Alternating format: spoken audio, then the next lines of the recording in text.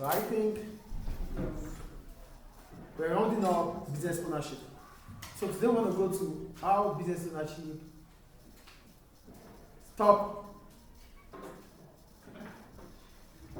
how business ownership might change over time. We have to understand that a business will start from the scratch. Mostly businesses start from the scratch. So that is the startup. We call it startup.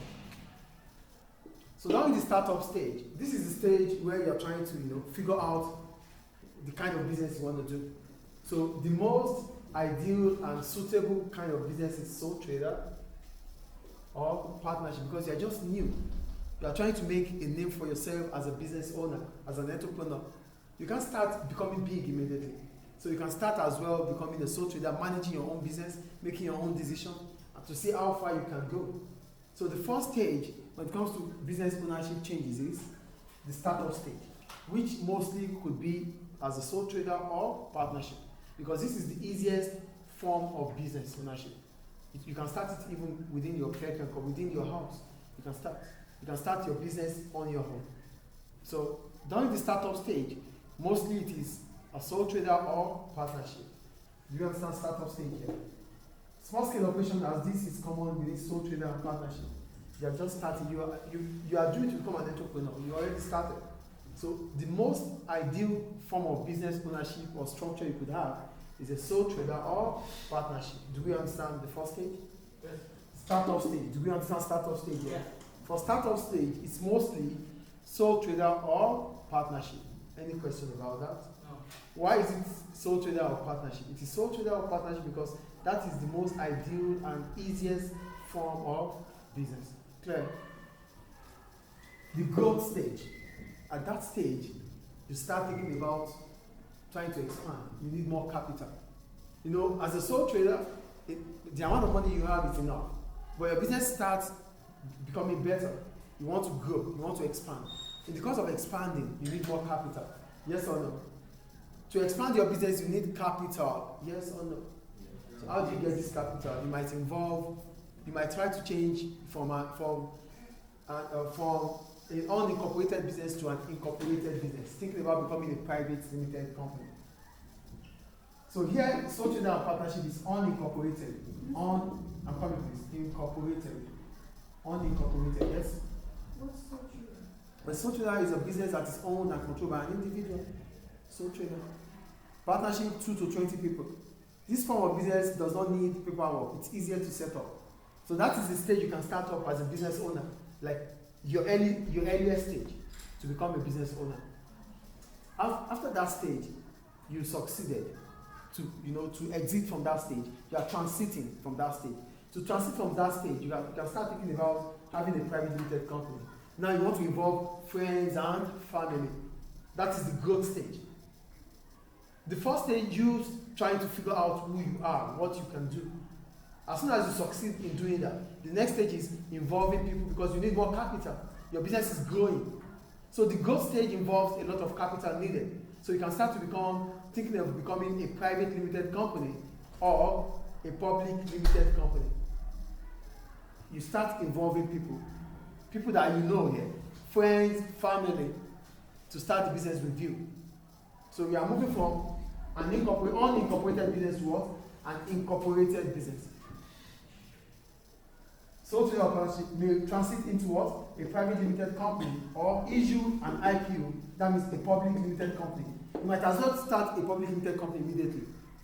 But most of the time you might start with a private limited company to involve friends and family instead of involving a lot of people immediately. So it is safe to start with friends and family than involve the public. Yes or no? Do you understand the transition here? So that is the growth stage. The growth stage needs a lot of capital. And to get that capital, you can't get it with partnership or sole trader, because the sole trader, your own money, you have to put in the business. Partnership, it's limited to 2 to 20 people. But private limited company, it's a friends and family. You can be up to 50 and more. So more capital is involved. Do we understand growth stage? Do we understand growth stage? Yes. Then the mature stage. Let me pursue IPO. Here, if you are still a private limited company during your growth stage, you can start to become a public limited company. Here. That's maturity. Now you're mature, you are big, you are old enough to do a lot of things. You have the financial capability. So you can change from a private limited company to a public limited company, or you expand. That is the mature stage. At this stage, you have the storm, now you have none. You are becoming successful, you are becoming well known. So that stage, there's no more failure. You have passed the storming stage in the business life or in the business cycle. Because as soon as you move from this stage to this stage, to this stage, you are successful. Do you understand this stage? So this stage, if you have not become a public limited company, you can become a public limited company in this stage. Or this stage, you have become a public limited company, you can start to think about expanding more. Expansion. Do we get it? That is the mature stage. Any question about that? Any question, please? And the last one, renewal or exit stage.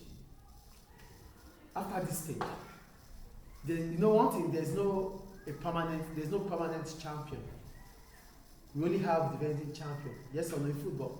There's only defending champion. Yes or no? You can't win every now and then. Someone will come over and win. And that is how life is. And that same goes to the business life. This stage is a stage that you have to start thinking about adapting. External factors will come in. We call it PESTO. PESTO analysis. Political factors, economical factors, social factors, technological factors, legal factors, environmental factors. All these things are beyond your control as a business. The only thing you could do is to adapt. I'm going to say that again. The renewal stage or exit stage is that stage that is beyond your control as a business. The only thing you could do is to adapt, find the flexibility, adjust towards making sure you can stay in that business. So these things, this PESTO analysis, you have to justify it by making sure that you want to stay or you are leaving the business. So that's why I wrote here.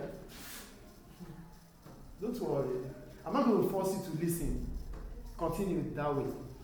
This will involve integration, considering adapting, grow or prepare to exit the market. Integration means, this is PESTO analysis. There are political factors, economical factors. Let's take economical factors.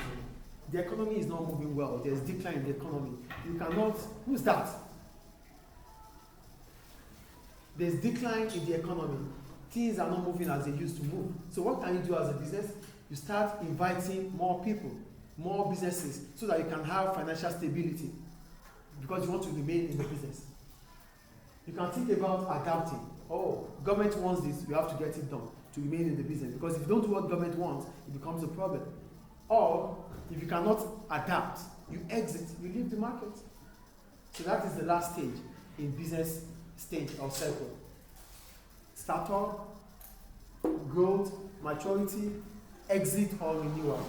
Any question about them? No. So, as businesses can change ownership, same goes to the sector. So here, with the business evolve ownership, the business evolve. As business evolves, ownership may also shift through nationalization and privatization. So ownership can also change, not only between people to people, it can also change from people to government or government to people. Do you get the point I'm making here? All this we talked about is from the individual to the private, from the individual to another individual, from the private sector to another private sector. But ownership can also change from private sector to the public sector, or from public sector to the private sector. So we start with privatization. What is privatization? Privatization is the transfer of public-owned or state-owned asset, businesses, or property to the hands of the private sector. What? You better stop writing. I don't care about that. You stop writing. That's my point. The private sector, privatization means you are changing from the private sector, you are changing from what the government owns to the hands of the private sector. That is privatization. And one of the reasons why we could have privatization is efficiency. The private sector is efficient. There's efficiency because there's profit motivation. They have the reason to be efficient because they want to maximize profit. The private sector think about profit. And to make profit, you have to be efficient. So government parastatals, government businesses are not efficient because they think about services. So ownership might change from government-owned to private-owned. Do you understand that? Then we have nationalization. For nationalization, it simply means the private sector business is going to the hands of the government, And one of the reasons why we would have nationalization is because of market failure. The private sector might not be able to produce goods and services that are essential, like electricity, like water supply, like healthcare, street lights. The private sector would not provide these things. And one of the reasons why the private sector will not provide them is because of the free rider problem. We call it free rider problem. So the private sector businesses will not be able to do this. Therefore, government would have to take over. And that is because of market failure. So there is nationalization because of market failure, and there is privatization because of efficiency. Is it clear? This is the reason for privatization, and this is the reason for nationalization. Is it clear? Yes. Thank you.